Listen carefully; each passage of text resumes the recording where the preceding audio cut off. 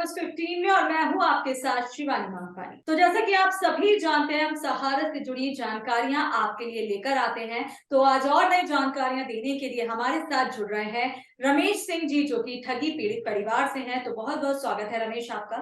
Thank you ma'am, धन्यवाद एक बार फिर आपकी टीम को। आपको ढेर सारी शुभकामनाएं और बधाई, क्योंकि हमेशा आप लोगों ने देखा है कि जो भी ठगी पीड़ित हैं इनकी आपने जोर शोर से आवाज उठाई है और शुरू से मैं देख रहा हूं, इसलिए आपके पूरी टीम को और चैनल को कोट कोट नमन करता हूं। रमेश जी, मेरा सबसे पहला सवाल आपसे ये है कि मदन लाल जी भारत यात्रा पर जा रहे हैं, तो इसको लेकर आप क्या बताना चाहेंगे? मैम, हम तो यही बताएंगे कि मदन लाल आजाद सर पहले भी 15 अगस्त देखा 25 अगस्त से पावन पवित्र भूमि उत्तराखंड से इसकी शुरुआत किए थे। उसी कड़ी में देखा जाए 15 नवंबर को दिल्ली जंतर मंतर में जो है उसका समापन हुआ, लेकिन 30 नवंबर से फिर इसकी शुरुआत हुई है, जो फतेहपुर जनपद से होगी। और ये पूरे भारत में, पिछले बार हर जिले जिले में जाया जाता था, इस बार जो है जिला तहसील कुछ नहीं बचेगा। हर जिले में हर तहसील में ज्ञापन भी दिया जाएगा और जन जागरण जन चेतना यात्रा जारी होगी। और वही तरीका होगा कि अगर जरूरत पड़ी तो हर गांव गांव जा करके लोगों को जागरूक करेंगे। और जितने भी किसी कंपनी के हो, चाहे सहारा इंडिया हो, पल्स हो, कल्पतरु हो, श्री राम हो, साई प्रकाश हो, समृद्ध जीवन हो, या ग्रीन टच हो, विश्वामित्र हो, कोई भी कंपनी, मानी ठग कंपनी, ठग क्रेडिट कोऑपरेटिव सोसाइटी हो, सारे निवेशकों को और कार्यकर्ताओं को जगाएंगे और एक मंच पे लाएंगे। और इस बार कोई बचेगा नहीं।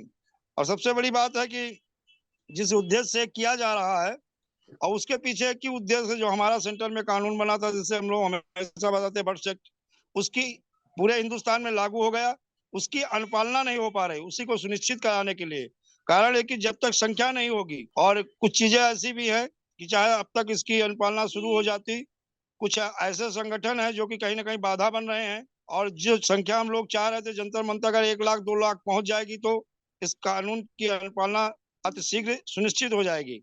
लेकिन वो लोग उसी डेट को जो है अपना अलग कार्यक्रम रख दिए, जिसके वजह से कहीं ना कहीं हमें लगता है वो संख्या नहीं पहुंच पाई, जिससे सरकार के ऊपर एक प्रेशर दबाव बनाया जा सके।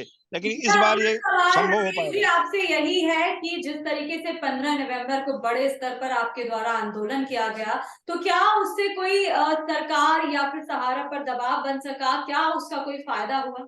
हाँ मैम, इसका फायदा भी हुआ। और कहीं ना कहीं मैं देखा जाए जो 3-4 लेटर जो है मेमोरेंडम की कॉपी एक माननीय प्रधानमंत्री महोदय को दी गई थी, एक गृह मंत्री अमित शाह जी को दी थी, और एक देखा जाए महामहिम राष्ट्रपति महोदया को दी गई थी। वहां से पॉजिटिव संदेश आया भी है।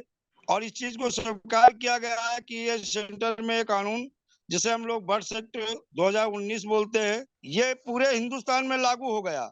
कहीं कहीं पे इसकी अनुपालना सुनिश्चित पूर्ण रूप से तो नहीं हुई, लेकिन यदा कदा होना शुरू हो गई।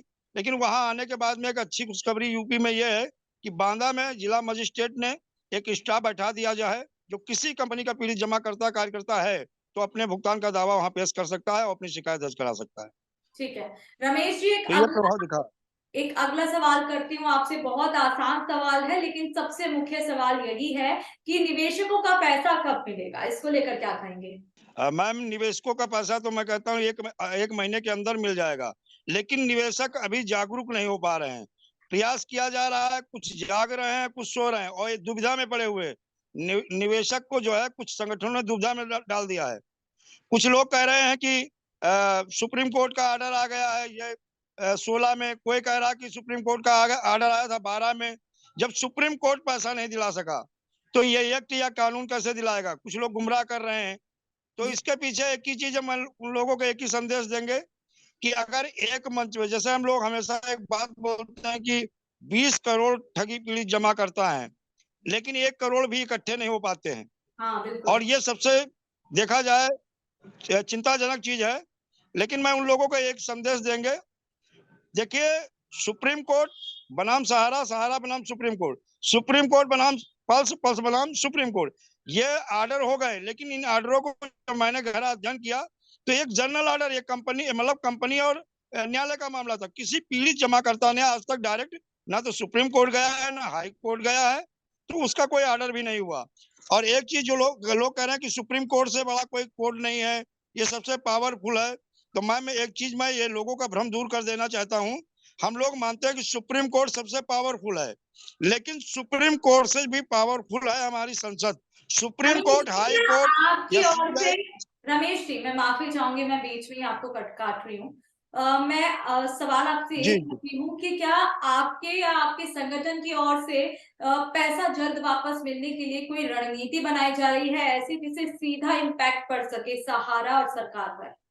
बिल्कुल मैम, ये रणनीति हमने बना ली है। जैसे वो लोग प्रचार करते हैं, तो वोट लेने जाते हैं, गांव गांव जाते हैं। इस बार हम लोग हर तहसील से लेकर ब्लॉक स्तर और गांव गांव में भी, यानी ग्राम सभा स्तर तक अपना संगठन मजबूत कर रहे हैं। और जैसे वो कहते हैं ना, हम बूथ जीतेंगे, चुनाव जीतेंगे, तो इस बार हम बूथ से लेकर के हर जगह पे अपना संगठन मजबूत करेंगे और लोगों को जागरूक करेंगे। और सरकार ने जिस कानून को बनाया, उसकी जो अनुपालना नहीं हो रही, उसमें कानून के इनके जो मतलब जिम्मेदार अधिकारी हों, चाहे नेता हों, इनकी पोल भी खोलेंगे। तो एक ही चीज है, रणनीति है कि मतलब हम ज्यादा से ज्यादा संख्या में देखें। एक ही चीज है, किसान बिल आया, सारे किसान, तो पहले कुछ किसान, कुछ संगठन एकत्रित हुए, बाद में सारे संगठन एकजुट हुए, और एकजुट जैसे हुए वैसे सरकार को बिल भी वापस लेना पड़ा और माफी भी मांगनी पड़ी। तो इस बार यही है कि जैसे ज्यादा कि से आप ज्यादा कह संख्या रहे में हैं जो है लोग एकजुट पहुंचे। की, रमेश जी आप एकजुट होने की बात कर रहे हैं, तो हमेशा देखा गया है कि जब भी सहारा के खिलाफ कोई आंदोलन हो या कोई भी उसके खिलाफ कार्रवाई हो, तो जो निवेशक है वो पीछे हटते हैं और एकजुट नहीं हो पाते हैं। तो इसके पीछे का कारण क्या आप हमें बता पाएंगे? हाँ मैम, उसका कारण है कि अदर अन्य संगठन है, वो कहीं ना कहीं गुमराह करते हैं। वो पहली बात तो जो हमारा क्रांतिकारी कानून है बर्थ एक्ट, इसकी बुराई भी करते हैं और इसका विरोध करते हैं, और वो कहते हैं कि पैसा न्यायालय दिला सकती। मैं जी एक चीज अभी भी बता देना चाहता हूँ, बर्थ एक्ट में अगर देखा जाए, हमारी सुप्रीम कोर्ट, हाई कोर्ट और यहाँ तक कि संसद से विशेषा, जो इनका सक्षम प्राधिकरण का गठन हुआ है, इसे विशेषाधिकार दिया गया है। और सक्षम अधिकारी को किसी न्यायालय से आदेश लेने की जरूरत नहीं है, डायरेक्ट कार्रवाई कर सकती है, उनकी प्रॉपर्टी फ्रीज करके, सेल आउट करके लोगों का डायरेक्ट भुगतान कर सकती है। और लोगों को अभी ये गुमराह किया जा रहा है, उसका एक कारण है, कहीं ना कहीं लोग ये, वो संगठन ये सोच रहे हैं कि अगर पीड़ितों का पैसा मिल जाएगा, एजेंटों का दर्द खत्म हो जाएगा, तो ये लोग हमें पूछेंगे नहीं। उनका जी यही उद्देश्य है कि हमें कौन पूछेगा। और हमारा उद्देश्य है, उन लोगों को भी हम एक्सपोज करेंगे, लोगों से रमेश, बताएंगे कि रमेश आपको जी आप गुमराह कर ये रहे कह हैं रहे कहीं ना हैं, कहीं। आप ये कह रहे जी हैं कि जो निवेशक हैं उसमें से जो कुछ लोग हैं उनको भी जागरूक होने की आवश्यकता है।